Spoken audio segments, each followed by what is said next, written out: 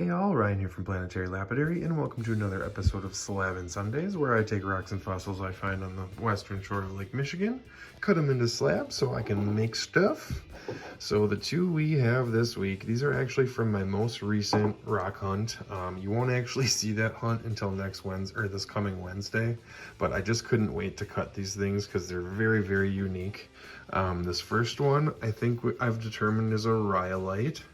I don't know what these red spots are in here, and then they're like lined with yellow, almost entirely green, and then there is some like metally spots in here too, like right there at the top you can see that little flash.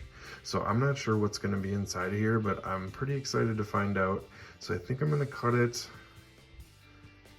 probably this way and just get a bunch of different like sized slabs out of it, hopefully as many as I can get, and just see what's inside of there, because it's going to be really cool. Like, look at that red right there.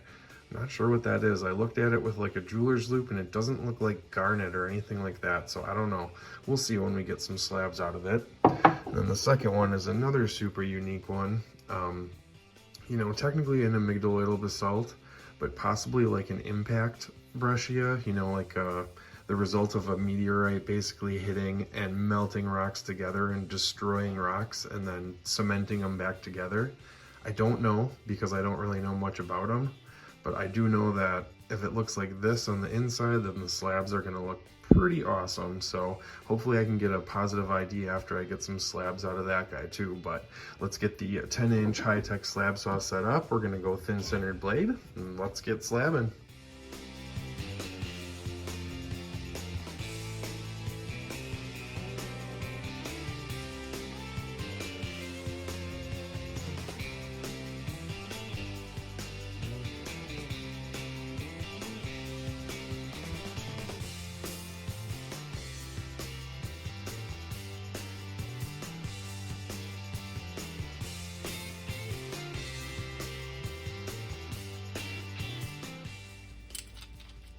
Okay, so as you can see, this thing had a fracture right through the middle of it. So every one of these slabs cracked in half, but I'm just gonna leave this one as the end stone so I can like polish this up, but just look at the red in there. I don't know what it is. It was super, super soft though, so I don't know. You can kind of see on the edge. Yeah, I don't know, maybe it is still a rhyolite, but look at all that red in there. So I'll still be able to get some pieces out of these. Like, this is a big enough piece where I can definitely get a cabochon out of. Probably this one too. And then here's another slab. Really cool. I'm really disappointed that it had that fracture, but like I said, I can still get pieces out of these for sure. Like, that's a pretty big piece right there. So I'm glad that I was able to at least get something out of here, but all right, let's get on to that second one.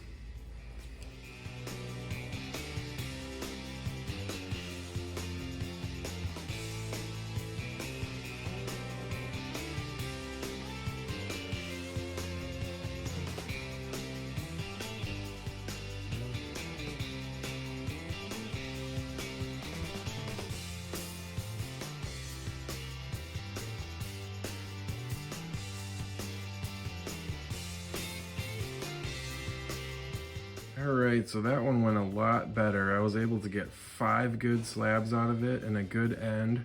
So let's actually see what is in here. So here's the end. Oh, look at that. Look at all those little pieces and colors. That's really cool. It kind of looks like some broken up rock right there maybe, but I don't know for sure. Still just looks like an amygdaloidal basalt, but the chunks are kind of a little bigger, so it almost does seem like a breccia instead of an amygdaloidal, like, you know, more chunks than matrix. Maybe not though. Let's see what that first slab looks like. Oh, yeah, look at that stuff. Crazy. I think there's a thing where quartz, I don't know exactly what this is. Oh, there we go. That kind of looks like some sort of broken up or ashy looking thing. You know, another thing people were telling me is that the water kind of turned black. Yeah, it didn't really turn black on this one.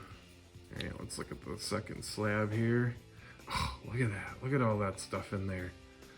And then like chunks like that. that look like little, yeah, like little melted things.